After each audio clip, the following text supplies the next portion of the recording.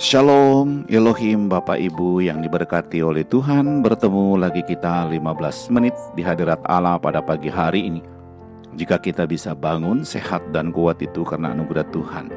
Jika kita bisa beraktivitas, itu kesempatan bagi kita pada pagi hari ini memuliakan Tuhan melalui aktivitas kita. Karena itu mari kita memulai aktivitas kita pada pagi hari ini bersama dengan Tuhan. Mari kita berdoa. Tuhan Yesus, kami mengucap syukur untuk hari yang baru yang Tuhan berikan bagi kami pada pagi hari ini.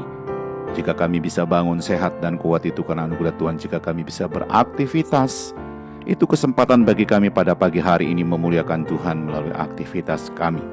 Karena itu Tuhan, kami ingin memulai aktivitas hari ini. Kami ingin memulainya bersama dengan Tuhan. Kami ingin memulainya dengan membaca dan merenungkan firman-Mu. Allah Roh Kudus, berkati kebenaran yang kami baca buat kami mengerti apa pesan Tuhan bagi kami lakukan melalui firman Tuhan yang kami baca pada pagi hari ini. Kami sudah berdoa memohon di dalam nama Tuhan Yesus. Haleluya, haleluya, amin.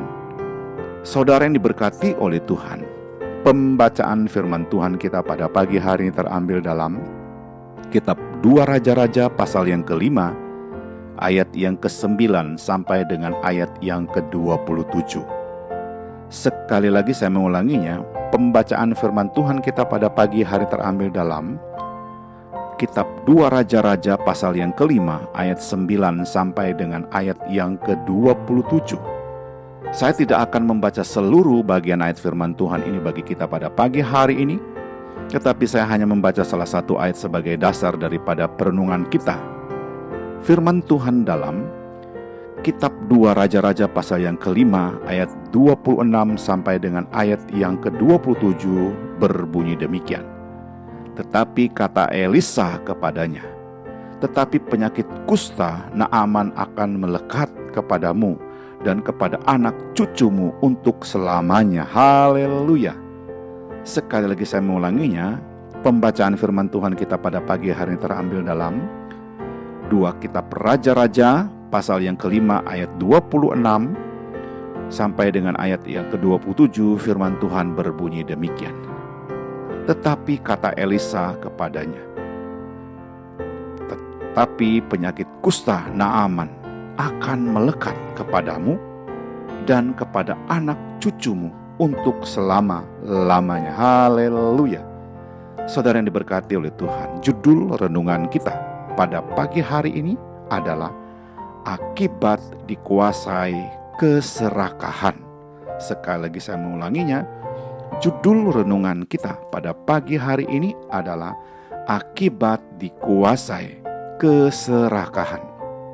Saudara yang diberkati oleh Tuhan, berbagai bentuk kecurangan dan keserakahan terjadi di berbagai aspek hidup, tidak terkecuali dalam dunia periklanan yang selalu berusaha memancing keserakahan konsumen dengan mencoba meyakinkan bahwa kita membutuhkan produk-produk tertentu. Saudara yang diberkati oleh Tuhan, seorang eksekutif perusahaan elektronik membanggakan diri ketika ia memperkenalkan sebuah radio saku bertahun-tahun yang lalu. Tak seorang pun membutuhkannya, sehingga penjualan radio saku itu tidak laku. Tetapi ketika ia bertemu dengan seorang konsumen yang lain juga yang bisa mempromosikan alat elektronik radio saku itu dan meyakinkan konsumen-konsumen yang lain mereka membutuhkan produk itu, maka penjualannya pun meningkat sejak saat itu. Saudara yang diberkati oleh Tuhan, dari pembacaan kita pada pagi hari ini, secara khusus 2 kitab Raja-Raja pasal 5 ayat 9 sampai dengan ayat yang ke-27. Ribuan tahun yang lalu, bujang Elisa bernama Gehasi melihat kesempatan untuk mendapat uang dari Naaman yang kaya. Ia akan dapat membeli pakaian, kebun zaitun, kebun anggur, domba dan sapi, serta budak-budak kita bisa membacanya dalam ayat yang ke-26, 2 Raja-Raja pasal yang kelima ayat 26. Saudara yang diberkati oleh Tuhan, namun dampaknya penyakit kusta akan diterima oleh Gehazi dari semua keserakahan yang dilakukannya, berakibat pada dirinya, keluarga, bahkan keturunan berikutnya. Saudara yang diberkati oleh Tuhan, keserakahan dapat melunturkan integritas kita dalam sekejap. Dengan membiarkan diri tergoda dan dikuasai oleh kenikmatan harta duniawi dan usaha yang sukses dapat membuat orang serakah. Karena itu alangkah baiknya pagi hari ini jika kita terus-menerus berdoa agar Tuhan menolong kita untuk selalu berusaha menyenangkan hati Tuhan. Karena dengan demikian kita menjadi pribadi-pribadi yang diberkati dan mampu menjadi saluran berkat bagi banyak orang.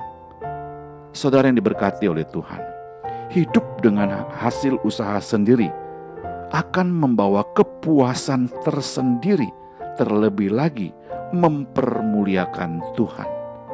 Saudara yang diberkati oleh Tuhan, ingat baik-baik dengan firman Tuhan pada pagi hari ini, bahwa keserakahan sama dengan penyembahan berhala. Haleluya. Mari kita berdoa. Tuhan Yesus, kami mengucap syukur untuk kebenaran firman Tuhan yang kami baca pada pagi hari ini. Dengan pertolongan Allah Roh Kudus, kami dimampukan untuk menghidupkan firman Tuhan ini dalam pikiran kami, hati dan ucapan kami sepanjang hari ini. Kami juga berdoa memohon berkat dan mengucapkan berkat kiranya memberkati keluarga kami, memberkati istri dan anak-anak kami, memberkati orang tua dan seisi rumah kami hari ini. Haleluya. Kami juga berdoa memohon berkat dan mengucapkan berkat kiranya Tuhan memberkati.